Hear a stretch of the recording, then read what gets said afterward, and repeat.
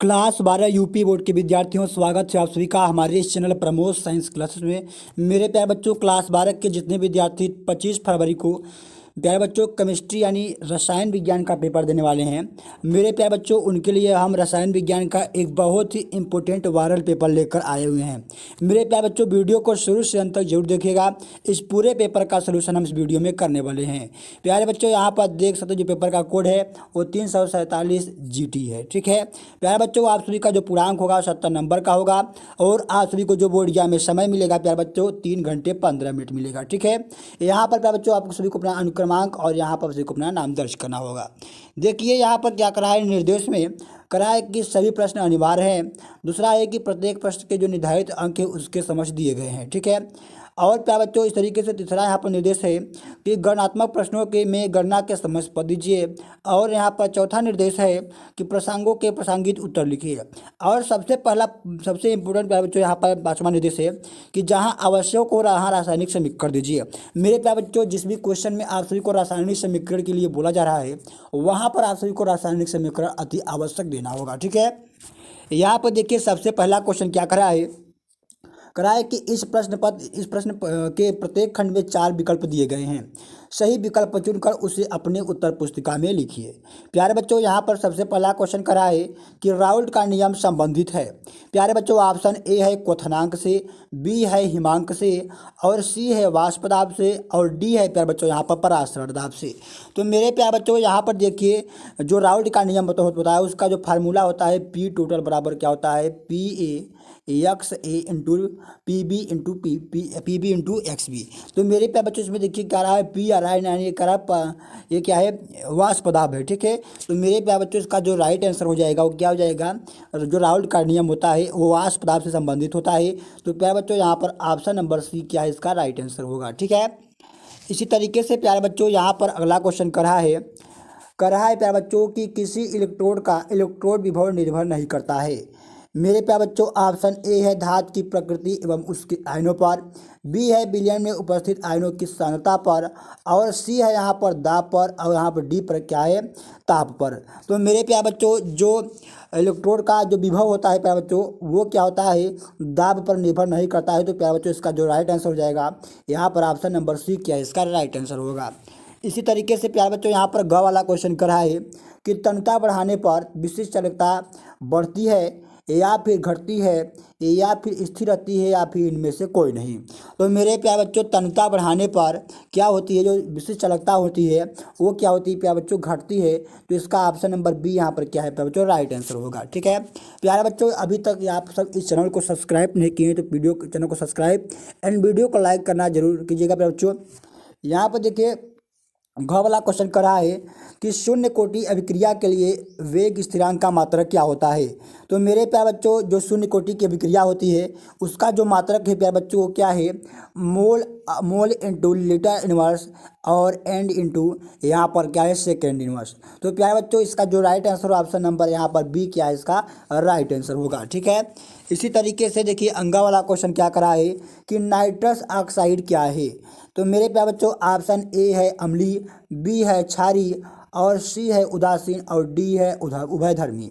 तो मेरे प्यारे बच्चों जो नाइट्रस ऑक्साइड होता है वो प्यारे बच्चों क्या है, उदासीन आयन है। तो प्यारे बच्चों यहाँ पर ऑप्शन नंबर सी इसका क्या होगा, राइट आंसर होगा। ठीक है, इसी तरीके से 4 वाला क्वेश्चन करा है कि निम्नलिखित में से अणचुंबकीय आयन कौन सा है। प्यारे बच्चों ऑप्शन ए है Zn+2, और बी है Na+2, और प्यारे बच्चों सी यहाँ पर आने का है Cu+, और यहाँ पर डी क्या है, Ag+। तो मेरे प्यारे बच्चों इसमें से जो अणचुंबकीय आयन है वो क्या है प्यारे बच्चों, Na+2 है। प्यारे बच्चों यह क्यों हुआ, क्योंकि इसके जो डी कक्षक है प्यारे बच्चों, डी कक्षक में क्या है प्यारे बच्चों, इसके अयुग्मित इलेक्ट्रॉन पाए जाती हैं, जिसके कारण क्या होता है प्यारे बच्चों ये जो Na+ है ये क्या है, अणचुंबकीय गुण प्रदर्शित करता है। तो ऑप्शन नंबर बी यहाँ पर क्या है प्यारे बच्चों, इसका राइट आंसर होगा। इसी तरीके से देखिए यहाँ पर आपका सब्जेक्टिव क्वेश्चन आता है जो कि प्यारे बच्चों यहाँ पर ये 2 नंबर का है। ठीक है, कहा है कि समपराशरी विलयन किसे कहते हैं। प्यारे बच्चों इसका आंसर लिखेंगे आप यहाँ पर कि वे विलयन जिनके ताप दाब यानी जिनके समान ताप और पराशर दाब समान होते हैं उसे समपराशरी विलयन कहते हैं। समपराशरी विलयनों की मोलर क्षमताएं भी क्या होती हैं, समान होती हैं। तो प्यारे बच्चों इस तरीके से क्या करना होगा, यहाँ पर समपराशरी विलयन का क्या करना होगा, आपसे परिभाषा लिखना होगा और यहाँ पर लिखना होगा कि C1 यानी विलयन 1 की सांद्रता यानी C1 हो गया और विलयन 2 की सांद्रता C2 हो गया, ये दोनों क्या हो गया, बराबर होती हैं। इस तरीके से समपराशरी विलयन को दर्शाया जाता है। ठीक है, अगला प्यारे बच्चों यहाँ पर ख वाला क्वेश्चन करा है कि किसी सेल के वैद्युत बाहुबल से आप क्या समझते हैं। मेरे प्यारे बच्चों किसी सेल का वैद्युत बाहुबल क्या होता है, लिखेंगे कि किसी सेल के इलेक्ट्रोड विभव का वह अंतर जब सेल के परिपथ में कोई धारा नहीं बहती है तो उसे क्या कहते हैं प्यारे बच्चों, सेल का वैद्युत वाहक बल कहते हैं। इस तरीके से प्यारे बच्चों सभी क्वेश्चंस को आप सभी को तैयार करके जाना है। ये सारे क्वेश्चन मेरे प्यारे बच्चों आप सभी को 25 फरवरी की आपके बोर्ड एग्जाम में 100% दिखेंगे। मेरे प्यारे बच्चों यहाँ पर देखिए ग वाला क्वेश्चन क्या करा है कि अभिक्रिया की कोटि से आप क्या समझते हैं। तो मेरे प्यारे बच्चों यहाँ पर लिखेंगे कि किसी अभिक्रिया की वेग समीकरण में उपस्थित अभिकारकों की सांद्रता पदों की घातों का योग उस अभिक्रिया की कोटि कहलाता है। या फिर अथवा में एक और परिभाषा इसका लिख सकते हैं कि किसी अभिक्रिया की कोटि उसमें भाग लेने वाले उन अभिकारकों की संख्या है जिनकी सांद्रता अभिक्रिया वेग पर निर्भर नहीं करती है, उसे क्या कहते हैं प्यारे बच्चों, अभिक्रिया की कोटि कहते हैं। तो इस तरीके से प्यारे बच्चों यहाँ पर आप सबको इसका आंसर लिखना होगा। अगला क्वेश्चन यहाँ पर है प्यारे बच्चों घ वाला, कराए कि अपोहन से आप क्या समझते हैं, इसका क्या महत्व है। तो यहाँ पर लिखेंगे आंसर इसका कि पार्चमेंट झिल्ली द्वारा कोलाइडी विलयन में उपस्थित अशुद्धियों को दूर करना अपोहन कहलाता है। प्यारे बच्चों इसका महत्व तो लिखेंगे आप यहाँ पर कि यह कोलाइडी विलयनों के शोधन का विधि है। कोलाइडी विलयन का निरंतर अपवहन करके इनका स्कंदन भी किया जा सकता है। इस तरीके से आप सभी को इसका आंसर लिखना होगा। इसी तरीके से प्यारे बच्चों यहाँ पर देखिए तीसरा का क वाला क्वेश्चन करा है कि संक्रमण तत्वों के 4 लक्षण लिखिए। प्यारे बच्चों 2 नंबर का क्वेश्चन है, इसको बहुत ज़्यादा में लॉन्ग भी नहीं लिखना है। लिखेंगे पहला यहाँ पर लिखेंगे लक्षण कि सभी संक्रमण धातु तत्व होते हैं, यानी सभी जो संक्रमण तत्व हैं वो धातु होते हैं। दूसरा लिखेंगे कि ये सभी संकुल लवण बनाते हैं। तीसरा है कि वे वैद्युत और ऊष्मा के सुचालक होते हैं, यानी प्यारे बच्चों जो संक्रमण तत्व होते हैं उसमें क्या होता है प्यारे बच्चों, ऊष्मा और विद्युत का प्रवाहन हो सकता है। ठीक है, अगला है चौथा कि ये रंगीन यौगिक बनाते हैं। इसी तरीके से प्यारे बच्चों यहाँ पर 5वां गुण है कि अधिकांश संक्रमण तत्व और इनके यौगिक उत्प्रेरक का कार्य करते हैं। इस तरीके से आप सभी को इसका आंसर लिखना होगा। ठीक है, इसी तरीके से देखिए ख वाला क्वेश्चन क्या करा है कि एक दंती लिगेंड क्या है, उदाहरण सही समझाइए। यहाँ पर प्यारे बच्चों ये भी क्वेश्चन 2 नंबर का है। ठीक है, लिखेंगे कि वे लिगेंड जिनमें केवल एक ही दाता परमाणु उपस्थित होता है उसे क्या कहते हैं, एक दंती लिगेंड कहते हैं। एक दंती लिगेंड में प्यारे बच्चों केंद्रीय परमाणु आयन केवल एक इलेक्ट्रॉन युग्म देता है तो उसे क्या कहते हैं, एक दंती लिगेंड कहते हैं। जैसे प्यारे बच्चों उदाहरण लिखेंगे कि जो NH3 है ये भी क्या है प्यारे बच्चों, एक दंती लिगेंड है। H2O ये भी एक दंती लिगेंड है। CO, Cl और OH ये सारे क्या है प्यारे बच्चों, एक दंती लिगेंड है। इस तरीके से आप सभी को इस क्वेश्चन को तैयार करके जाना है। प्यारे बच्चों यहाँ पर देखिए ग वाला क्वेश्चन करा है कि अभिक्रिया का वेग स्थिरांक के क्या है। ठीक है, लिखना है कि अभिक्रिया का वेग स्थिरांक क्या होता है। एक प्रथम और पोट अभिक्रिया का 50% यानी आधा भाग 10 मिनट में समाप्त होता है तो इस अभिक्रिया का 99% भाग कितने समय में समाप्त होगा। तो प्यारे बच्चों सबसे पहले आप इसका आंसर लिखेंगे कि यहाँ पर अभिक्रिया का वेग स्थिरांक क्या होता है। तो लिखेंगे कि अभिक्रिया का वेग स्थिरांक, किसी अभिक्रिया का वेग स्थिरांक उस समय के वेग के बराबर होता है जब प्रत्येक अभिकारक की सांद्रता इकाई हो।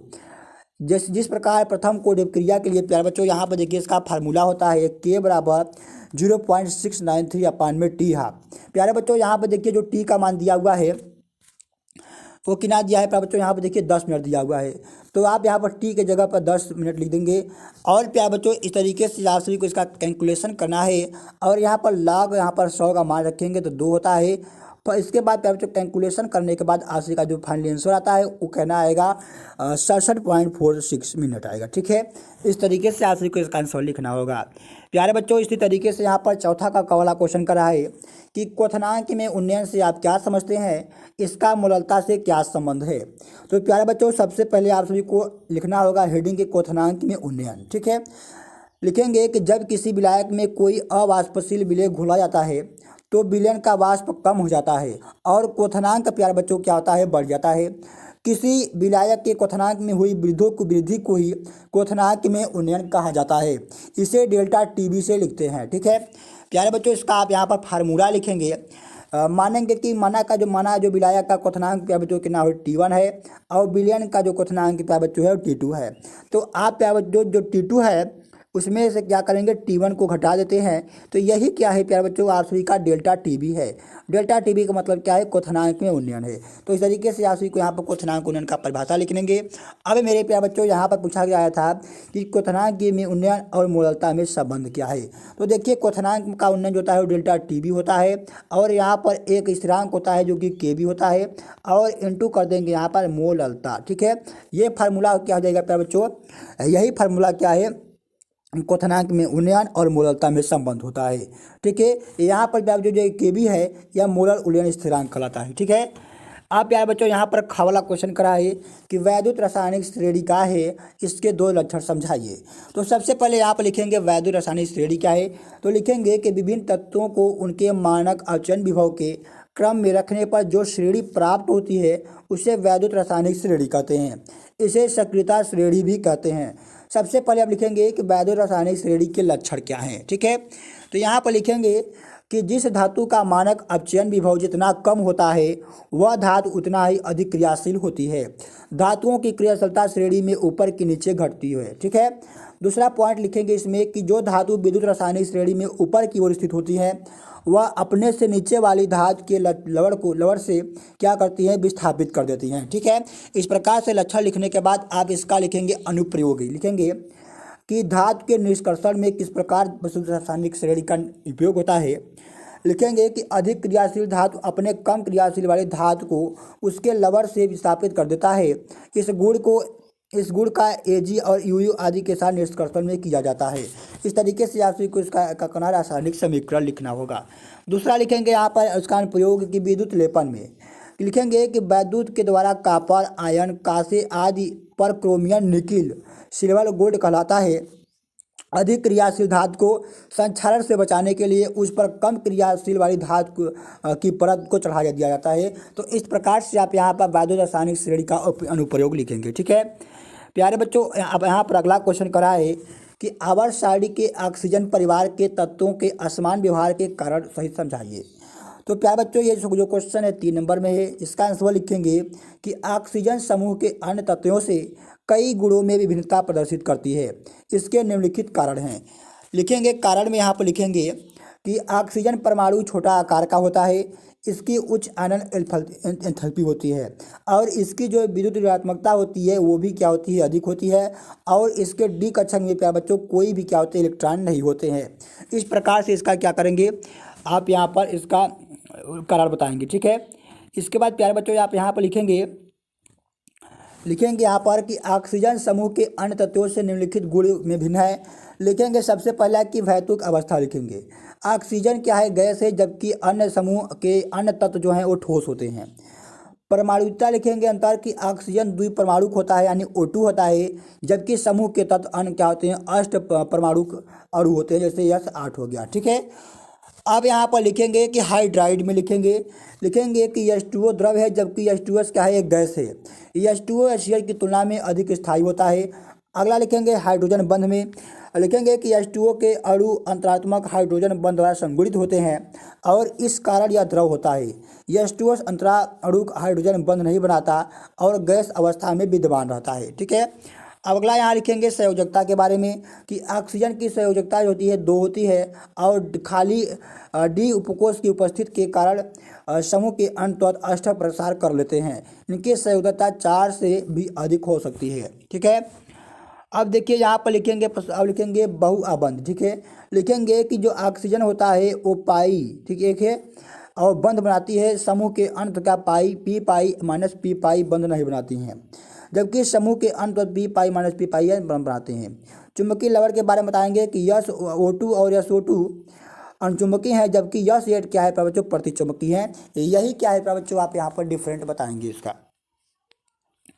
अगला यहाँ पर क्वेश्चन है कढ़ाई की लेंथेनाइड क्या है, इनकी ऑक्सीकरण संख्या के संबंध में वर्णन कीजिए। तो लिखेंगे यहाँ पर कि लेंथेनाइड श्रेणी में सेरियम से ल्यूटियम तक कुल 14 तत्व हैं। ठीक है, ये अधिक क्रियाशील होते हैं। इन तत्वों में अंतिम इलेक्ट्रॉन N-2f उपकोष में प्रवेश करता है। क्रियाशील होने के कारण प्राकृतिक में संयुक्त अवस्था में पाए जाते हैं। इनका सामान्य इलेक्ट्रॉनिक विन्यास इस तरीके से होता है। ठीक है, अब कहा है यहाँ पर कि लैंथेनाइड तत्वों की समान ऑक्सीकरण अवस्था +3 होती है, परंतु कुछ तत्वों में +2 और +4 ऑक्सीकरण अवस्था प्रदर्शित करते हैं। जैसे यहाँ पर है कि सीजियम जो होता है वो क्या होता है, जेड परमाणु क्रमांक 58 होता है कि +4 ऑक्सीकरण अवस्था क्या होता है, इलेक्ट्रॉनिक विन्यास के कारण होती है। इस तरीके से आप सभी को इसका आंसर देना होगा। अब प्यारे बच्चों, पाँचवां जो है सबसे इम्पोर्टेंट क्वेश्चन है, कह रहा है निम्नलिखित में के आईपीएससी नाम लिखिए। जैसे यहाँ पर Na है, Ag है, Cn2 है। तो यहाँ पर देखिए प्यारे बच्चों लिखेंगे कि सोडियम डाइसाइनाइडो, जो ये सोडियम है यहाँ पर, अब देखिए पहले लिखेंगे सोडियम, फिर यहाँ लिखेंगे 2 साइनाइड, अब लिखेंगे डाइसाइनाइडियम। इसके बाद पहले नंबर पर क्या है प्यारे बच्चों, एल्युमिनियम यानी अर्जेंट है, तो लिखेंगे अर्जेंट। ठीक है, इस तरीके से यहाँ पर इसका इशारा लीजिए। अब इसका कर दीजिएगा अपने शब्दों में। ठीक है, अब देखिए यहाँ पर अगला क्वेश्चन कर रहा है कि फार्मिक अम्ल तथा एस्टिक अम्ल में कैसे विभेद करोगे। तो प्यारे बच्चों यहाँ पर देखिए क्या है, फार्मिक अम्ल तथा एस्टिक अम्ल में आप विभेद जानेंगे। और प्यारे बच्चों इस तरीके से बॉक्स बनाएंगे और एक तरफ लिखेंगे परीक्षण और एक तरफ लिखेंगे फार्मिक अम्ल और एक तरफ यहाँ पर लिखेंगे एस्टिक अम्ल। ठीक है, परीक्षण में लिखेंगे कि अम्ल के उदासीन विलयन में फेलिंग विलयन डालकर गर्म करते हैं। अब लिखेंगे कि जब गर्म करते हैं तो क्यूप्रस ऑक्साइड का लाल अवक्षेप आता है, जबकि एस्टिक अम्ल में प्यारे बच्चों कुछ भी नहीं आता है। अब यहाँ पर है अगला कि अम्ल के उदासीन विलयन में अमोनियम सिल्वर नाइट्रेट विलयन डालकर गर्म करने पर जो फार्मिक अम्ल होता है सिल्वर दर्पण या सिल्वर का काला अवक्षेप देता है, जबकि जो ये होता है प्यारे बच्चों एस्टिक अम्ल ये कुछ भी नहीं देता है। अगला यहाँ पर देखिए कि अम्ल के विलयन में मर्क्यूरी क्लोराइड डालने पर जो फार्मिक अम्ल होता है वो मर्क्यूरस क्लोराइड का सफ़ेद अवक्षेप बनाता है और बाद में स्लेटी रंग के अवक्षेप में अपचयित हो जाता है, जबकि जो एस्टिक अम्ल होता है कोई भी परिवर्तन नहीं देता है। अब अगला लिखेंगे कि सांद्र H2SO4 का कार्बन मोनोऑक्साइड से गैस निकलती है जो प्रज्वलित करने पर नीली ज्वाला के साथ जलती है, और जबकि प्यारे बच्चों एस्टिक अम्ल में कोई परिवर्तन नहीं होता है। अगला लिखेंगे कि उदासीन FeCl3 के साथ जब हम क्रिया कराते हैं तो जो फार्मिक अम्ल होता है वो कोई भी परीक्षण नहीं देता है, जबकि जो एस्टिक अम्ल होता है वो रक्त के जैसा लाल हो जाता है। इस तरीके से प्यारे बच्चों आप सभी को इसका आंसर देना होगा। अब देखिए अगला यहाँ पर क्वेश्चन कर रहा है कि प्रथम कोड अभिक्रिया के वेग स्थिरांक के लिए व्यंजक लिखिए और सन्निहित पदों को समझाइए। सिद्ध कीजिए कि प्रथम कोड की अभिक्रिया अर्धआयु काल के प्रारंभिक सांद्रण पर निर्भर नहीं करती है। ठीक है, तो इस प्रकार से आप इसका आंसर पहले लिखेंगे कि अभिक्रिया की कोटि लिखेंगे कि यह एक प्रायोगिक मान होता है जिसे वेग समीकरण में अभिकारकों की सांद्रता के घातों का योग द्वारा प्राप्त किया जाता है। दूसरा लिखेंगे कि अभिक्रिया की कोटि जो होती है इसका मान 0 हो सकता है, और लिखेंगे कि इसका मान पूर्ण संख्या भिन्नात्मक दोनों प्रकार का हो सकता है। आगे यहाँ पर लिखेंगे कि इसका मान धनात्मक और ऋणात्मक दोनों प्रकार का हो सकता है। अब देखिए अर्धआयु काल के बारे में लिखेंगे कि अर्धआयु काल के व्यंजक की गणना। अर्धआयु काल का वह समय होता है जिसमें कोई पदार्थ अपनी प्रारंभिक मात्रा का आधा होता है। अतः यक्स बराबर क्या होगा, A हाफ हो गया और टी क्या हो गया, अर्धआयु काल हो गया। अब यहाँ पर आप इसका फार्मूला लिखेंगे कि वेग समीकरण से यहाँ पर जो होता है प्रथम कोटि की प्रक्रिया जो समीकरण होता है वेग समीकरण, यहाँ पर इसका मान रखेंगे। यहाँ पर A बराबर इतना रखने के बाद जब करते हैं क्या बच्चों, तो अब क्रिया के जो कोटि का आता है मान को होता है वो आता है बराबर तो K बराबर 0.693 अपान में कितना आता है और T हाफ आता है। ठीक है, इस तरीके से क्या हो जाए अब क्रिया की कोटि क्या क्या हो जाएगा, इसका आंसर होगा। ठीक है, फार्मूला। अगला यहाँ पर क्वेश्चन करा है कि उपर्युक्त सूत्र के अनुसार प्रथम कोटि की क्रिया जो क्या है अभिकारकों की सांद्रता पर निर्भर नहीं करती है। इस तरीके से आपको इसका सत्यापन लिखना होगा। अब देखिए आगे यहाँ पर क्या है कि संक्रमण तत्वों के निम्नलिखित गुण व्याख्या कीजिए। पहला लिखेंगे गलनांक तथा विक्वथनांक और आयनन ऊर्जा लिखेंगे। संक्रमण तत्व के बारे में लिखेंगे। गलनांक लिखेंगे कि गलनांक तथा क्वथनांक संक्रमण तत्वों के गलनांक तथा क्वथनांक यश और पी ब्लॉक के तत्वों की तुलना में अत्यंत उच्च होते हैं, जिसका कारण इसके मध्य प्रबलतम बलों की उपस्थिति है जो इन परमाणुओं को आपस में बंधे रखती है। जैसे डी कक्षक के इलेक्ट्रॉनों की संख्या बढ़ती है, परमाणुओं के बीच सहसंयोजी आबंध की संख्या क्रोमियम, मोमो और W तक बढ़ती है। जहाँ डी कक्षक में केवल अयुग्मित इलेक्ट्रॉन होते हैं, अतः सहसंयोजी आवेश अवसर सर्वाधिक होते हैं। अब देखिए अगला यहाँ पर क्वेश्चन है कि यमन में 5 अयुग्मित इलेक्ट्रॉन की उपस्थित होने के बाद भी इसका अनिक्षेपित निम्न गलनांक तथा क्वथनांक के संकुलन के कारण होता है। यह धात्विक और सहसंयोजी आबंध में क्या होता है, असमर्थ होता है। आगे यहाँ पर लिखेंगे कि ZnCdHg में अयुग्मित इलेक्ट्रॉन के विन्यास से अनुपस्थिति के कारण डी इलेक्ट्रॉन धात्विक अनुबंध के कारण तुरंत उपलब्ध नहीं होते हैं। परिणाम स्वरूप धात्विक आबंध दुर्बल होते हैं, जिनके कारण गलनांक क्या होता है, निम्न होता है। प्यारे बच्चों, इस तरीके से आप सभी को इसका आंसर देना होगा। आप इसका स्क्रीनशॉट यहाँ पर ले लीजिए प्यारे बच्चों, ठीक है। अगला है यहाँ पर कि लैंथेनाइड संकुचन तथा इसके परिणामों को समझाइए। तो देखिए यहाँ पर लिखेंगे इसका आंसर कि परमाणु क्रमांक की वृद्धि के साथ साथ नाभिकीय आवेश बढ़ने के कारण La और Lu तक परमाणु आयनन त्रिज्याएं घटती है। यह लक्षण लैंथेनाइड संकुचन कहलाता है। यह संकुचन या इलेक्ट्रॉनों को दुर्बल परीक्षण प्रभाव के कारण होता है। कम प्रभावी परीक्षण प्रभाव नाभिक के आकर्षण बल को संतुलित नहीं कर सकता, जिसके परिणाम स्वरूप नाभिकीय आकर्षण बल अधिक हो जाता है। अतः इनके आधार पर आकार में क्या होती है, कमी हो जाती है। इस तरीके से आप सभी को इसका आंसर लिख देना होगा प्यारे बच्चों। अगला यहाँ पर ख वाला क्वेश्चन करा है कि डीएनए की कुंडली संरचना का सचित्र वर्णन कीजिए। लिखेंगे डीएनए के बारे में यहाँ पर लिखेंगे। तो सबसे पहले आप लिखेंगे डीएनए की द्विकुंडली संरचना। लिखेंगे वाटसन और क्रिक 1953 में डीएनए की द्विकुंडली संरचना को प्राप्त की थी। डीएनए अणु 2 दीर्घ पॉलीन्यूक्लियर श्रृंखला का से बना होता है। दोनों स्ट्रैंड एक दूसरे से लिपट कर द्विकुंडली व्यास 2 नैनोमीटर व्यास के बने होते हैं। प्रत्येक सर्पिला कुंडली दीर्घावृत्तीय और प्रत्येक घूम में 10 न्यूक्लियोटाइड होते हैं। दोनों घूमों के बीच 53.4 नैनो की दूरी होती है। इस तरीके से आपको चित्र बनाकर ये सारे पॉइंट आप सभी को लिख देना है। आप इसका स्क्रीनशॉट यहाँ पर ले लीजिए प्यारे बच्चों, ठीक है। 7वां क्वेश्चन है प्यारे बच्चों, कराए सहसंयोजी आबंध यानी बीपीटी में संक्षिप्त की व्याख्या कीजिए और इसका आप सभी को क्या करना है, आईपीएससी नाम लिखना होगा। तो सबसे पहले लिखेंगे कि केंद्रीय धातु प्रमाण अपनी सम संख्या के बराबर खाली संकरी कक्षा उपलब्ध कराया जाता है, जो लिगेंड उपसंयोजी हम बनाते हैं। आगे यहाँ पर लिखेंगे इस तरीके से आप सभी को इसका आंसर लिखना होगा प्यारे बच्चों। इन सारे क्वेश्चन का आप यहाँ स्क्रीनशॉट लीजिए। मेरे प्यारे बच्चों, इस तरीके से सभी विषयों का पेपर पाने के लिए हमारे चैनल को सब्सक्राइब करके रखिए। प्यारे बच्चों, इस पेपर का जो PDF हमारे टेलीग्राम चैनल पर मिलेगा, तो वहाँ से जाइए प्यारे बच्चों, आप इस पेपर का PDF जो डाउनलोड कर लीजिए। तो प्यारे बच्चों, मिलता हूँ अगले वीडियो में एक नए टॉपिक के साथ। जय हिंद।